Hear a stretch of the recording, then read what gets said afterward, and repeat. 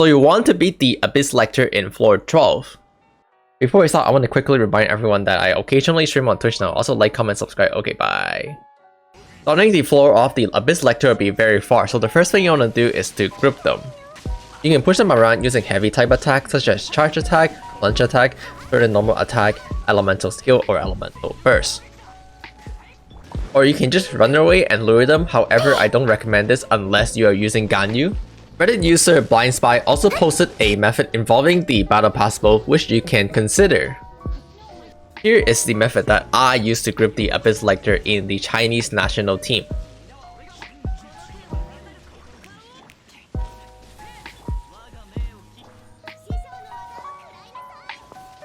Once you have them grouped up, be careful of the direction you are attacking because you can very easily split them apart again, and then your run is doomed. Once they enter the shield phase, they will have super armor and you cannot push them anymore, so be sure to group them prior to that, preferably against a wall. Moving on to his attack, starting off with the ball, he'll make free ball and then throw it at you, and if you're hit, it will drain your energy. The animation for this is quite obvious since he makes the ball one by one, so just remember to look above him. You can actually buffer in a elemental burst to avoid the energy drain.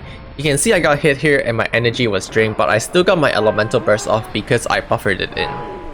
Here is another example where I buffered 2 elemental bursts in. This is the number 1 attack you should avoid because it drains your energy. To avoid this attack, as soon as you see the indicator, you should start running in a circle. Next up is a straight line laser attack similar to Victor from League of Legends. He channels energy into its book, and so that's how you can tell it is coming. It doesn't do damage, so you can easily tank this one. Next up is simply the on-ground lightning. His book will flash, he'll raise his hand, and then there is a on-ground indicator, so this should be very easy to dodge as well. The final attack is the knockback attack, where you can see him channeling a lot of energy before doing the big AoE circle knockback. You don't have to run away from it. Using a dash to iframe it is a really good idea to maintain DPS uptime. Once the Abyss Lector hit 20%, he will face into the shield phase, putting up his electric shield and gaining super armor, meaning you can no longer knock him back. You must use elemental attack to remove his shield before defeating him. Pyro and Cryo attack are very efficient, while Hydro attack do absolutely nothing at all. When he first faces, he'll do a knockback around him, so be sure to avoid that. He'll gain this new attack where he make a lot of balls surrounding him and throw them out.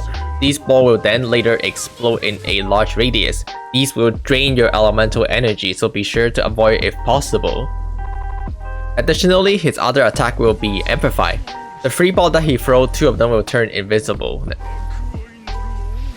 The on-ground target lighting will now fire 3 times. The straight line laser will now fire 2 times. In my opinion, the best way to break the Abyss Lector shield is to use BENNET. BENNET's elemental skill have a low cooldown and even lower if you're using his elemental burst. Additionally, in his elemental burst, it will also heal you for a dramatic amount. It means that you can just face hang on its attack and just focus on breaking the shield.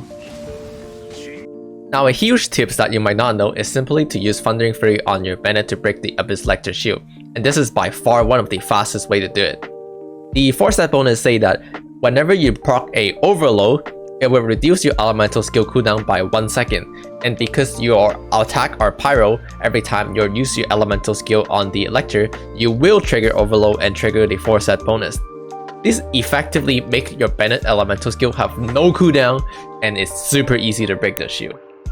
Finally, here is my Troll Free 1 clear where I run the Chinese national country team, and which I have posted a guide on before, so you should definitely check it out if you don't know what it is. It is a very strong team involving only 4-star character, and in this video I'm only using 4-star at weapon as well. All my stat like artifact will be posted at the end of the video, so if you're unsure what kind of stat I have, you can go check it out. It should be timestamped somewhere in the video. Anyway, see you guys next time and enjoy the run.